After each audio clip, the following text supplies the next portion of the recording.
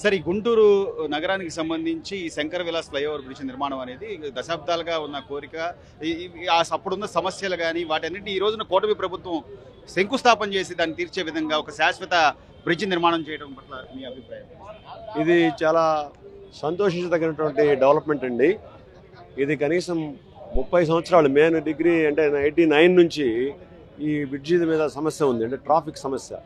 ఒక్క నిమిషం ట్రాఫిక్ ఎక్కడ జామ్ అయితే మనకు ½ అన్ అవర్ పడుతుంది. దానివల్ల ఎంతమంది ఆఫీస్ పీపుల్, లేడీస్ కానివ్వండి, జెంట్స్ కానివ్వండి, ఎన్నో ట్రబుల్స్ని ఇబ్బంది పడేటువంటి ఫేస్ చేసే అవకాశం ఉంది.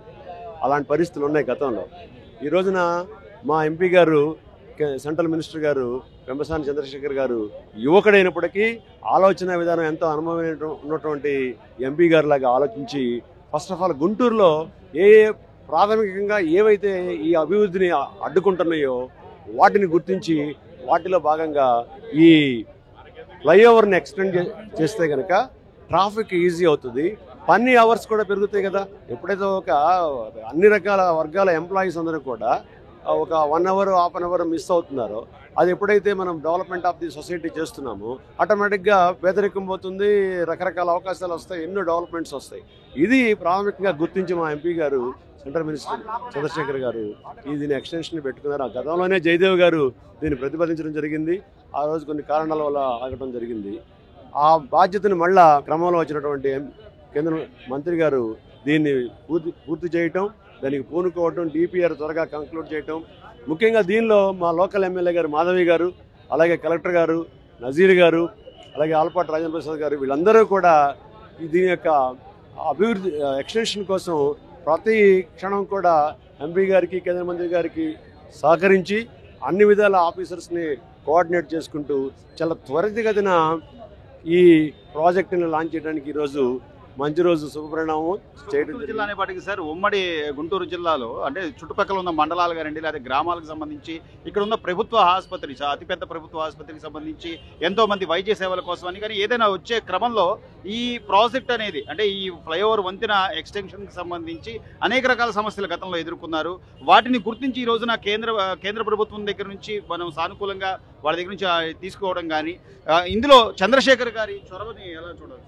ఎంపీ చంద్రశేఖర్ దీనిలో సహజంగా ఒక ప్రాజెక్టుని మనం చూస్తున్న భారత ప్రజాస్వామ్య వ్యవస్థలో ఎవరన్నా ఒక మంచి ఆలోచనతో ఒక ఎంపీ గారు కానివ్వండి, ఎమ్మెల్యే గారు కానివ్వండి, లేకపోతే ఒక మేయర్ గారు కానివ్వండి, మా నాని గారు లాంటి వాళ్ళు ఒక ఉద్దేశంతో దీన్ని ఏదైనా మొదలు పెడితే దానికి రకరకాల కారణాలు, దానికి రకరకాల వ్యవస్థలు అడ్డం పడే ప్రమాదం ఉంది. ముఖ్యంగా అది భారత రాజకీయాల్లో సనాతన వ్యవస్థ నుంచి, సనాతన రోజుల నుంచి కూడా కులమత వ్యవస్థలు కావచ్చు, లేదంటే రకరకాల వ్యాపారాలకు సంబంధించి ఇవన్నీ అడ్డపడే ప్రమాదం ఉంది. వీళ్ళందరినీ కూడా చాలా ఓపికతో, చాలా పేషెన్స్తో ఎంపీ గారు వాళ్ళని కన్విన్స్ చేసి ఈ దశకి వచ్చే విధంగా చేయడంలో ముఖ్య పాత్ర పోషించడం జరిగింది.